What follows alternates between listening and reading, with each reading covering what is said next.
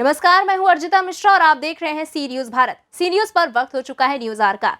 खबर जिला अंबेडकर नगर तहसील क्षेत्र टांडा की है, जहां राष्ट्रीय लोकदल के राष्ट्रीय उपाध्यक्ष चौधरी जयंत ने किया किसान महापंचायत को संबोधित। इस दौरान उन्होंने क्या कुछ कहा, आइए जानते हैं इस खास रिपोर्ट में।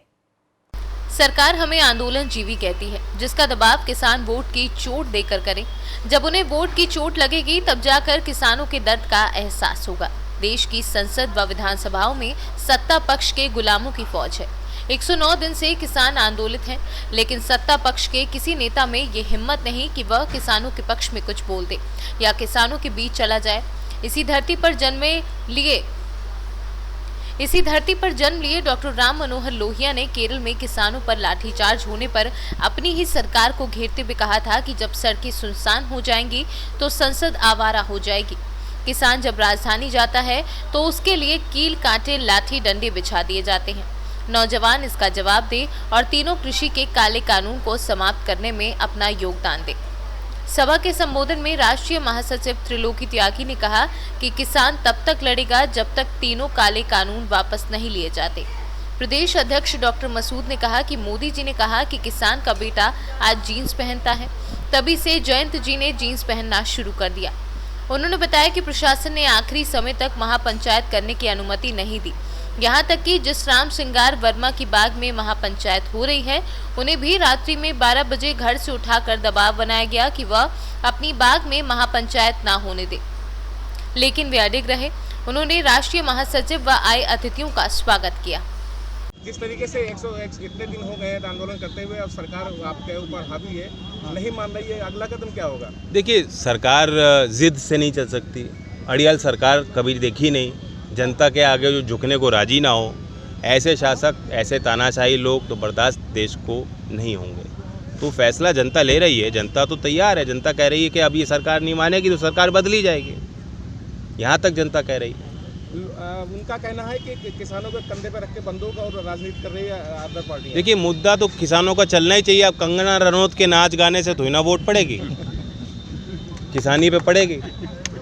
और फैसला किसान ले रहे हैं कि इस मुद्दे पे कौन हमारे साथ, कौन नहीं है। भाई, इस मुद्दे पे सत्ता छोड़ो। मैं तो बीजेपी के सारे नेताओं को न्योता दे रहा हूँ, आप आओ, किसान पंचायत में आओ, जनता आपका स्वागत करेगी। पद को छोड़ो।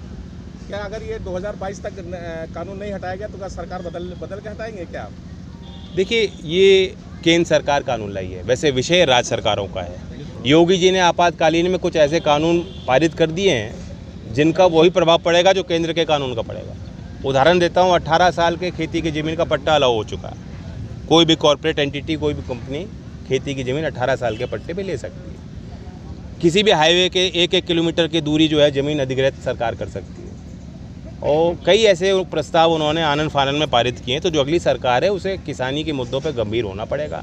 जो काम ये सरकार नहीं कर रही किसानों के लिए, जो अगली सरकार बनेगी वो किसानों की होगी। सरकार तो बहुत अच्छा काम कर रही है, कानून व्यवस्था अच्छा है, सारी व्यवस्थाएं अच्छी हैं। देखिए, कानपुर की जो घटना है, उन्नाव की जो घटनाएं हैं, जो बुलंदशहर की अभी हाल में जो घटना हुई है, जो हाथरस एक बहुत बड़ा एक घटना थी, ये तो दर्शाता है कि कानून व्यवस्था इनके कंट्रोल में नहीं। कानून है लेकिन व्यवस्था नहीं। सरकार के बारे में एक लाइन में क्या कहेंगे? बहुत कुछ है कहने को। योगी जी की चमक अच्छी है। योगी जी कहते हैं कि मैं बहुत ईमानदार हूँ, लेकिन आप जल निगम को में जाएंगे, आप किसी विभाग में जाएंगे, पुलिस की जो स्थितियाँ हैं, कर्मचारियों की जो स्थितियाँ हैं, भ्रष्टाचार कहीं कंट्रोल में नहीं है। बंगाल चुनाव में तमाम किसान यहाँ से गए हैं, वहाँ पे क्या प्रभाव? देखिए, बंगाल में लोकल मुद्दे ही हावी रहेंगे।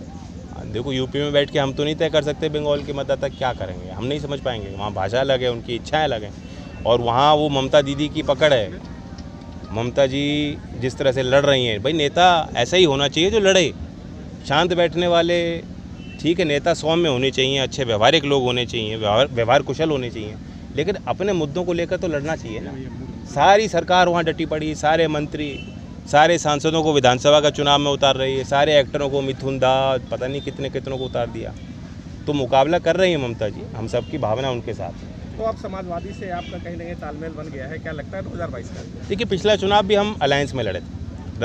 अगले विधानसभा चुनाव की ये अभी बातचीत हमारी नहीं हुई, लेकिन मुद्दों पर सहमति है। और जो हमारा पुराना इतिहास रहा, जो अब कोशिश हमारी यही है कि जो बिखराव हमारे बीच के थे कि किसानों की राजनीति जिस कारण से कमज़ोर हुई, उन बातों को दूर करके मैं की ना सोच के, स्वार्थ की ना सोच के, अपने संगठन की ना सोच के ऐसा विकल्प पेश करें कि जनता उसे अगले चुनाव में मजबूत करे।